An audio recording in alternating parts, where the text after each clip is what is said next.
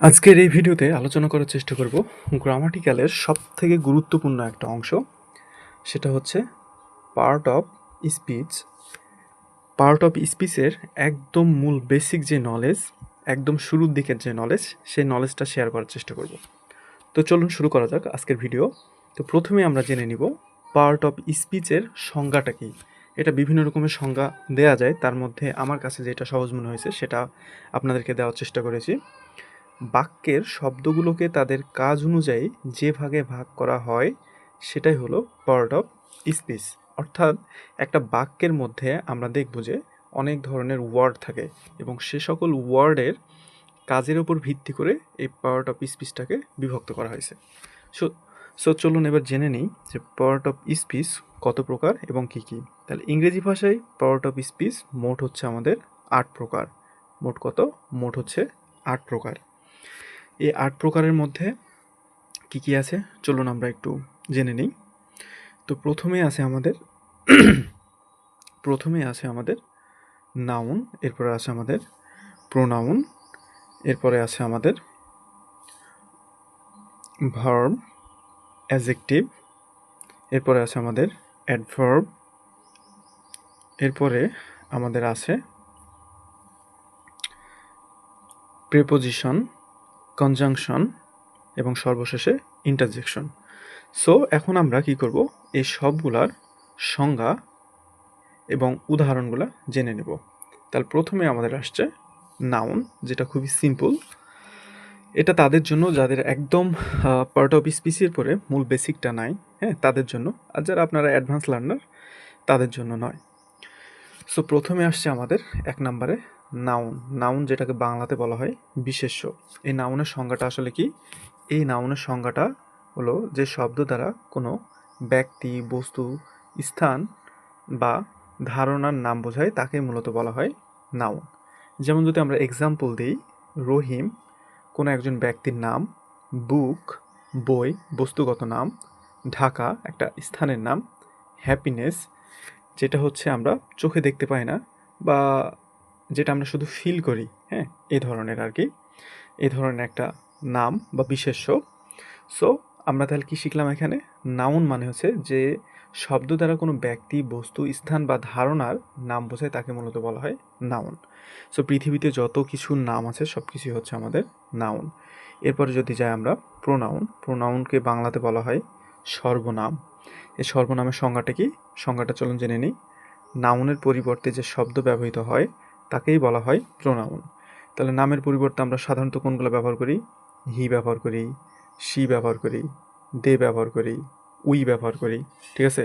তাহলে নামের পরিবর্তে সাধারণত হি, শি, দে, উই এগুলো ব্যবহার করি। আর নামের পরিবর্তেই সাধারণত যে ওয়ার্ডগুলো আমরা ব্যবহার করি সেগুলোকেই সাধারণত বলা হয় প্রোনাউন। এরপরে আমরা যদি যাই ভার্বের দিকে, তাহলে দেখেন ভার্ব কাকে বলে? ভার্বের বাংলা হচ্ছে ক্রিয়া। ভার্বের বাংলা হচ্ছে ক্রিয়া। যে শব্দ দ্বারা কোনো কাজ করা বা হওয়া বোঝায় তাকে মূলত বলা হয় ভার্ব। উদাহরণ যদি আমরা দেখি, গো, ইট, রাইট, প্লে। তাহলে দেখেন গো যাওয়া একটা কাজ, ইট খাওয়া একটা কাজ, রাইট লেখা একটা কাজ, প্লে খেলাধুলা করা একটা কাজ। সো যে ওয়ার্ড দ্বারা কোনো কাজ করা বোঝাবে সেটাই মূলত হবে আমাদের ভার্ব। খুবই সিম্পল। এরপর আসছে আমাদের adjective.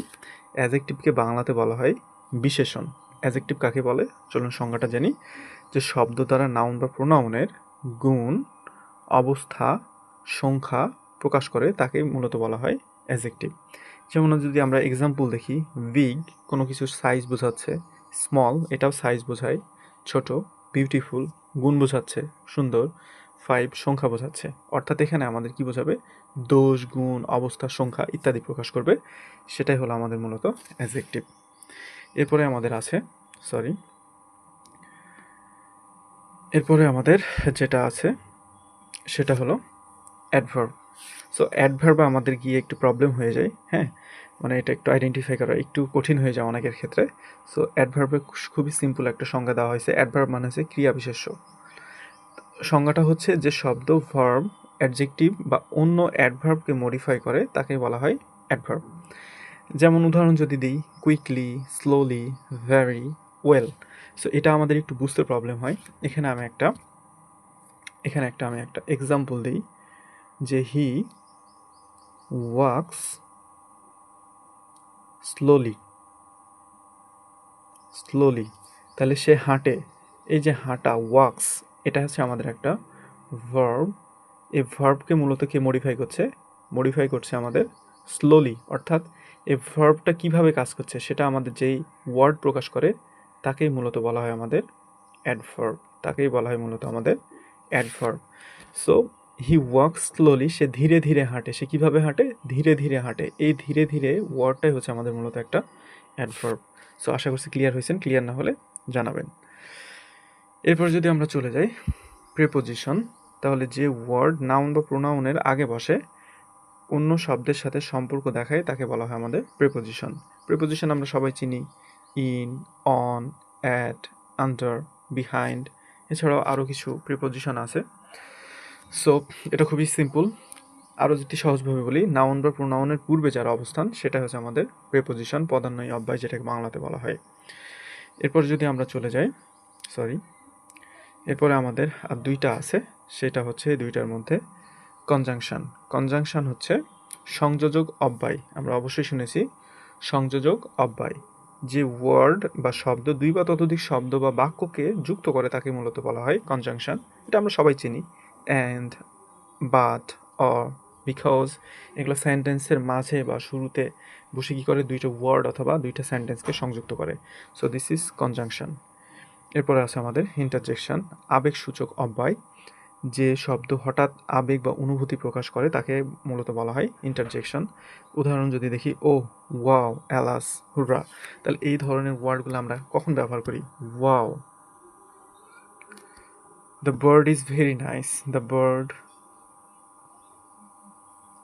Is very nice.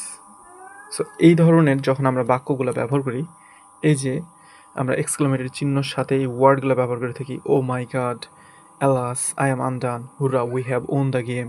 So এই ধরনের ওয়ার্ডগুলোকে সাধারণত বলা হয় ইন্টারজেকশন, অর্থাৎ যেগুলো দ্বারা আমাদের আবেগ, অনুভূতি ইত্যাদি প্রকাশ করে। তো এই ছিল মূলত আজকে আমাদের পার্ট অফ স্পিচের উপরে খুবই সংক্ষিপ্ত একটা আলোচনা, এবং একদম গোড়ার যে বেসিক নলেজ সেটাই আপনাদের সাথে শেয়ার করার চেষ্টা করেছি। সো আশা করছি বুঝতে পেরেছেন। বুঝতে না পারলে অবশ্যই কমেন্ট করে জানাবেন। যারা একদম বিগিনার তাদের জন্য এটা আসলে দরকার, আর যারা মোটামুটি অ্যাডভান্স বা মিডিয়াম লেভেলে আছেন তাদের জন্য আসলে না, তারা অলরেডি এগুলো জানেন। সো পরবর্তীতে আমরা একটু হায়ার লেভেল নিয়ে আলোচনা করব, অর্থাৎ পার্ট অফ স্পিচের আরও ডিপ আলোচনা করার চেষ্টা করব। কারণ এখানে আমাদের যেই পার্ট অফ স্পিচের 8টা ভাগ আছে, নাউনের আবার ক্লাসিফিকেশান আছে, প্রোনাউনের ক্লাসিফিকেশান আছে, ভার্বের ক্লাসিফিকেশান আছে, সেগুলো নিয়ে আমরা আলোচনা করব। সো আজকের ভিডিও এখান পর্যন্ত। ধন্যবাদ সবাইকে।